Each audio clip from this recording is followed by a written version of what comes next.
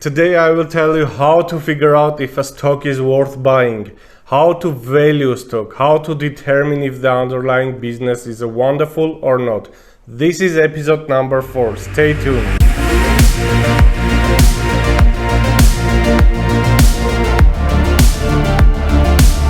Hi, I'm Henrik from Value Investing. In this video you will learn about the best possible ways to understand if a CEO of a company is good enough to expand the business or not. After watching the whole video you will understand who is the real CEO you would like to see on top of the company you would like to invest in. This topic is not a single video, it is a series of videos with episodes so that we can go over each part of my full investment analysis I do before buying a stock, and I will go over each one of them in detail so that I can bring in full value. I will show our full investment analysis step by step, what exactly we do before buying a stock. This is episode number 4 and it is about our number 3 study of our full investment analysis, and the title is CEO of the company. If you have missed our previous video, you can go back to our videos and find the video with the same title and start watching them from episode number 1. Or you can just click on the card here to open the playlist. In our introduction video, the episode number 1, I announced that we have 4 investment studies we do before we can determine if a stock is worth buying or not. Those 4 studies are: number 1, understanding the business; number 2, financials of the company; number 3, CEO of the company; number 4, price of the stock. We will go over each study in detail, but this video is episode number 4, which is all about our number 3 study, the CEO of the company. But before we start, please make sure I'm not a financial advisor and I don't provide any investment recommendation. And in this video, which has an educational purpose only, I only share my thoughts about various stocks. Before you invest in anything, please do your own research and analysis. Also, make sure you subscribe to this channel to receive our weekly videos if you want to expand your financial skills. Okay, let's start. It is very good to have a very good CEO on top of the company we want to invest in, who can grow the business to the moon. What we understand by saying a very good CEO? Let's understand who we are looking for. Number 1, we need the CEO to be a real leader with big realistic goals. A person who is going to be the CEO or a shareholder for a very long period. A person who sees the company be a few times bigger in a few decades. A person who is proud to be the CEO of that company and cares about the missions and values of the company. Number 2, we need the CEO to have personal interests directly aligned with the shareholders. Or in other words, we need the CEO to be a shareholder. But I'm not talking about someone that has a few shares of the company. Nowadays, almost all CEOs have some shares of the company. I'm not talking about that. I mean, the CEO must really be an owner-oriented person. What I'd like to see is a CEO that founded the whole business.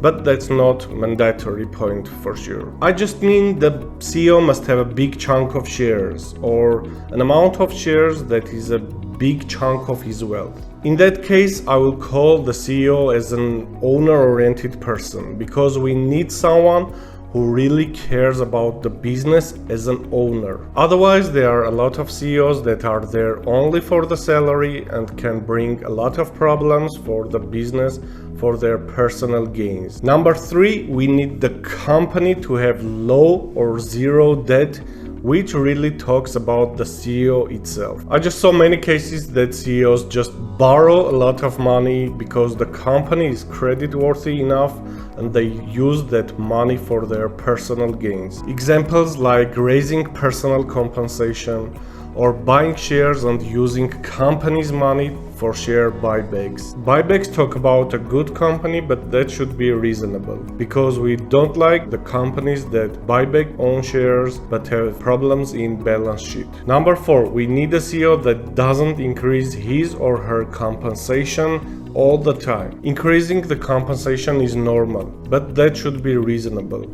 For example, in cases when the company did very well in the latest year. There are many cases when CEOs increase their compensation no matter what the company did in the latest year. The company lost a lot of money, but the CEO still increases his or her compensation. An example of a great CEO for me is Kent Taylor, who is the CEO of a restaurant company called Texas Roadhouse. Recently, when the economy got a pause and all restaurants in the country have been closed, Kent Taylor announced that he is giving up his salary to pay for the employees. This is an excellent example of a great CEO. Number 5, we need a CEO that doesn't sell his or her own shares all the time. Yeah, 1 or 2 times can happen, that is normal, but not the majority of the shares. If the CEO has a great vision for the company, he or she shouldn't have many reasons to sell the shares all the time. And if the CEO doesn't have the great vision for the company, maybe that's not the person we want to see there. The CEO should clearly see where the business is going and what he can do for the business to make it thrive. Number 6, we need a CEO that is really honest with shareholders, telling about the weak and strong sides of the business and telling about his or her own mistakes, like Warren Buffett did in his 2020 shareholder annual meeting by saying that it was his mistake to invest in US airlines. Of course, I don't think that anyone could predict that the whole US airline businesses would be shut down within a day, but anyway, he admits that it was his mistake. Number 7, we need a CEO that eats and sleeps the business. That's it. Now let's understand how you can find enough information about the CEO. First and foremost, if you want to understand the CEO, you must read the annual letters to the shareholders. Then you can search and find articles about him or her and watch his or her videos in YouTube. If you want to find information about the CEO's holdings and the insider activities, like how many shares he has or how many shares he bought or sold, you can use websites like Guru Focus, MSN, Nasdaq, or just search in Google. Just remember that activity is called an insider activity. But the official information is on SEC website, which is sec.gov. Sometimes the business is so good that you really want to invest in it, but you really can't understand the CEO very well. You don't see any obvious problems with the CEO, but you can't find him or her the best CEO ever in the world. In those cases, that's also normal to invest in those companies because you can't be 100% sure on CEO, but if the business is great one and the CEO is not bad, that could be enough to invest in the company. Not every time we can find the greatest CEO to be on the top of the company we want to invest in. Sometimes we should invest in companies where the management is enough for the business. Warren Buffett's quote is, "I try to invest in businesses that are so wonderful that an idiot can run them, because sooner or later one will." The next episode, number 5, will be about our number 4 study, which is price of the stock. Watch it to know how you can find the real intrinsic value of a stock and how to find the reasonable price you should pay for it using margin of safety. Now please make sure you subscribe and hit the bell icon to get notifications when I upload a new video so that you don't miss it. And if you could take any value from this video, please hit the thumbs up button and share with your friends, and don't forget to leave your comments below, as I really want to know what are your most important criteria for a good CEO. Thanks for watching. Watch the next video.